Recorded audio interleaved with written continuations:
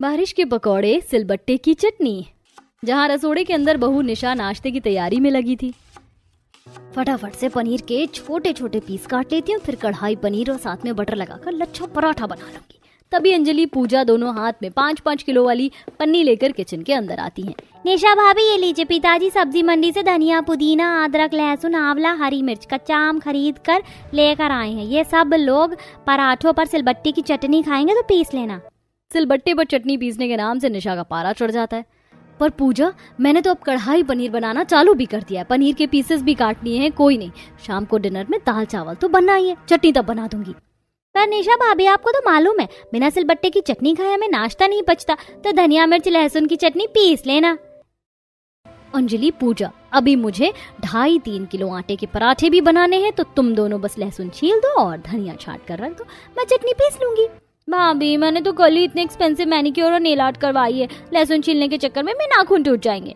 मुझे भी अपने कॉलेज का प्रोजेक्ट बनाना है भाभी, चलो पूजा दीदी। दोनों कामचोर ननद किचन में से 9-2-11 हो जाती। बहू पिनकते हुए धनिया छाटती है।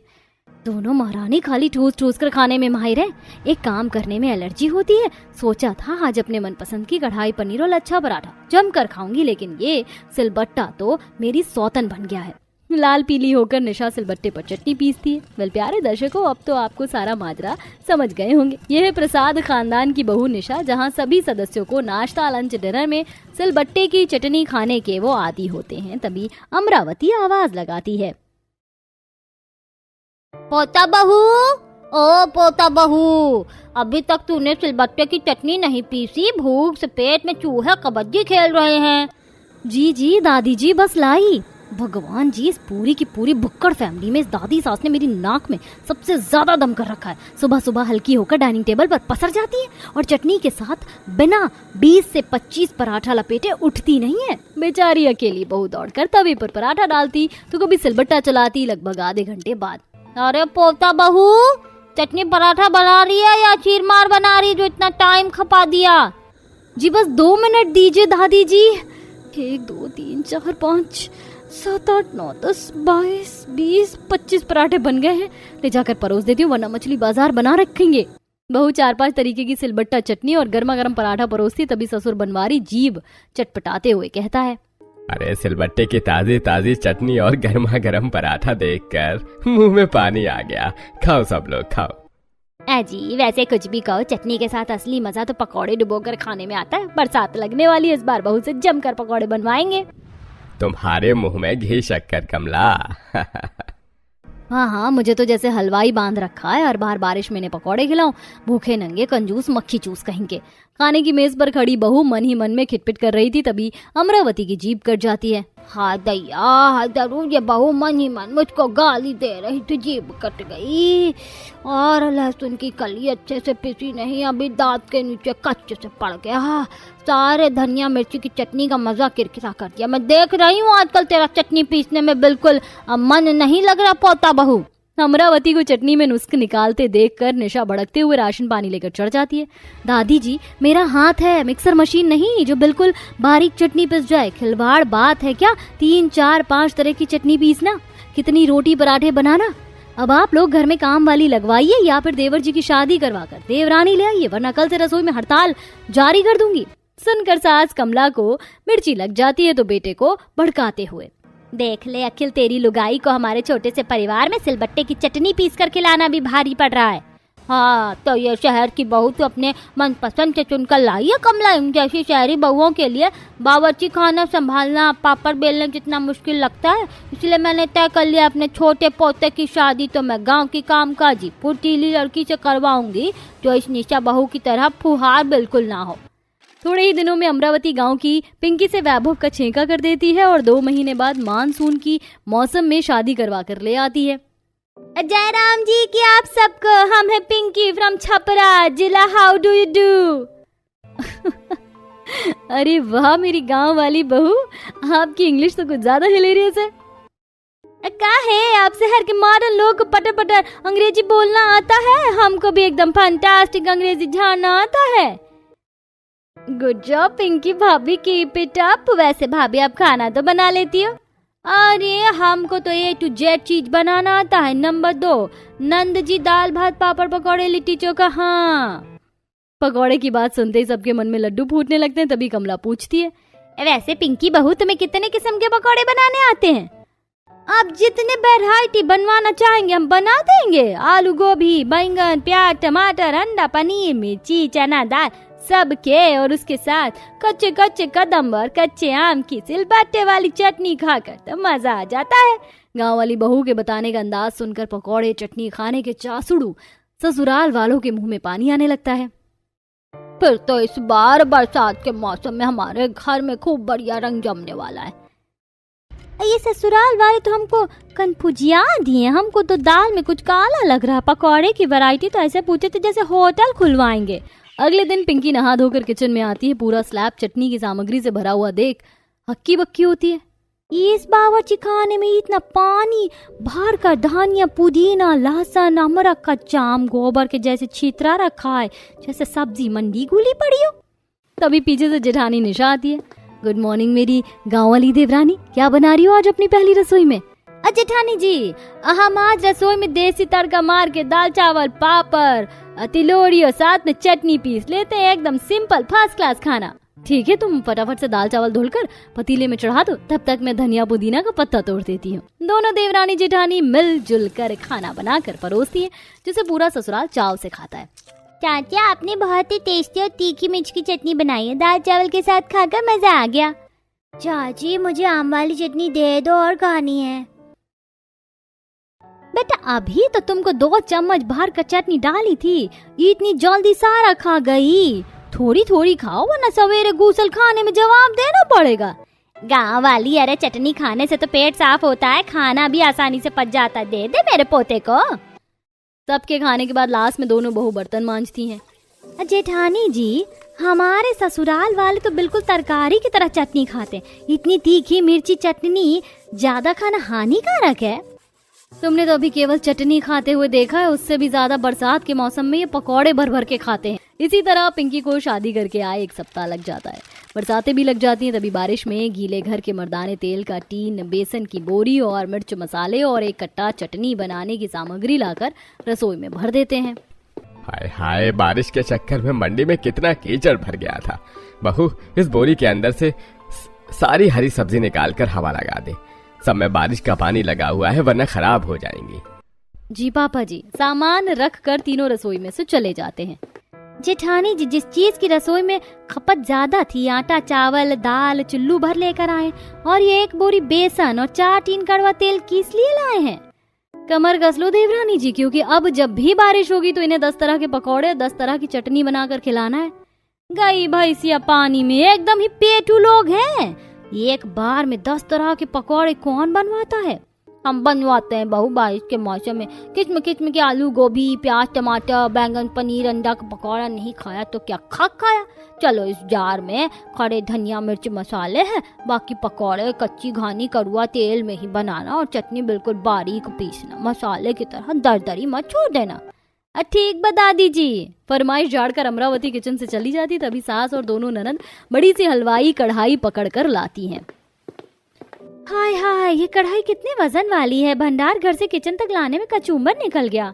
कढ़ाई तो वजनदार होगी ना, मेरे दहेज में मिली कढ़ाई है। बहू, पकौड़े इसी हलवाई कढ़ाई में बनाना। जी मम्मी जी। दोनों बहुएं बारिश में चटनी पकौड़ी बनाना जारी करती हैं। देवरानी जी, मैं बेसन छानकर पकौड़े के लिए मिश्रण घोलती हूँ, तुम भी धनिया मिर्च पुदीना छाट लो, फिर पीसने में टाइम लगेगा। और एक एक पत्ता साफ करने में टाइम वेस्ट मत करना। धनिया एकदम फ्रेश ताज़ा है तो पीछे का जड़ काटकर अच्छे से धोकर उसे पीस दो। बात एन आइडिया महाजन भौजाई जी, हम तो फालतू में टेंशन नहीं आ रहे थे। Thank you very much. Welcome मेरी देसी देवरानी जी। तभी 24 मिर्च वाली चटनी पीसकर बेचारी बहू का हाथ जलने लगता है। ओह, ये सख्त सिलबट्टा चला चला कर मेरा हाथ टमाटर के जितना लाल पड़ गया। ये 10 तरह के पकौड़े तल तल कर तेल के छींटे हाथों पे उड़कर पड़ रहे हैं और कोई चारा भी नहीं है।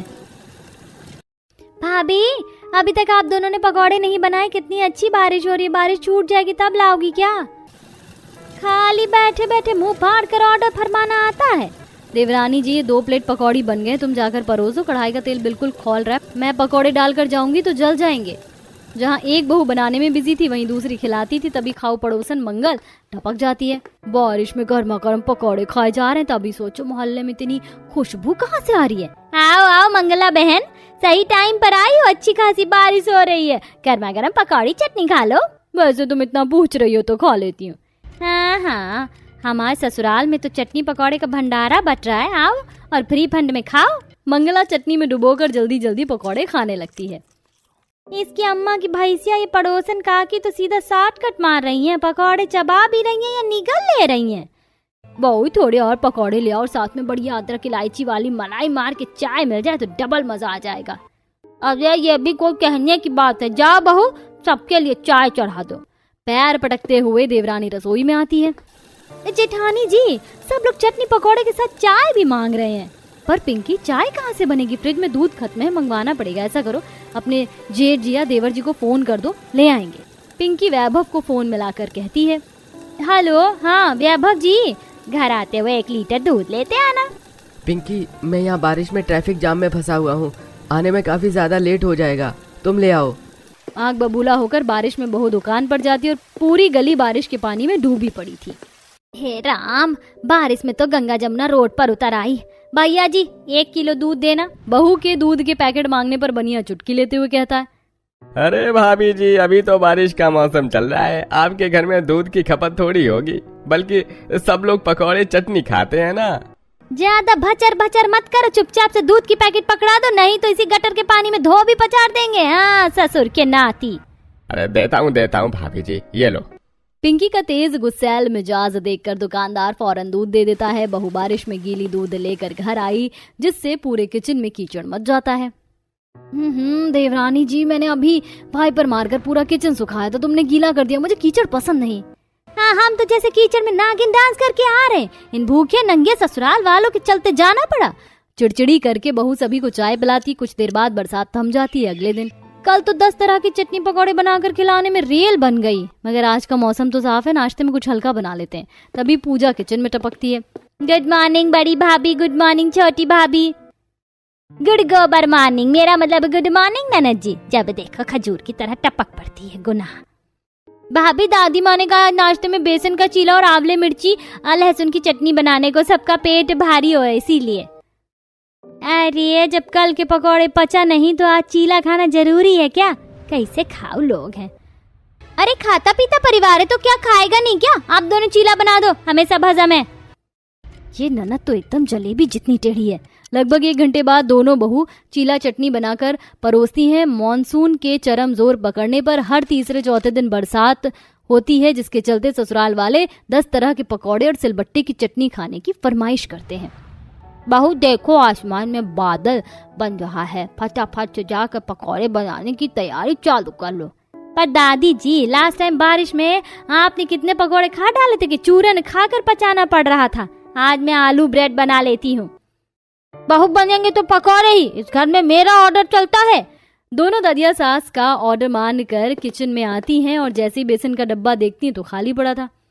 जेठानी जी, बेसन तो निपट गया, पकौड़े कैसे बनेगा? आलू प्याज भी खत्म हो गया है, वो भी लाना पड़ेगा। चलो सब्जी मंडी चलते हैं, मैं स्टोर से बेसन खरीद लूंगी, तुम सब्जी।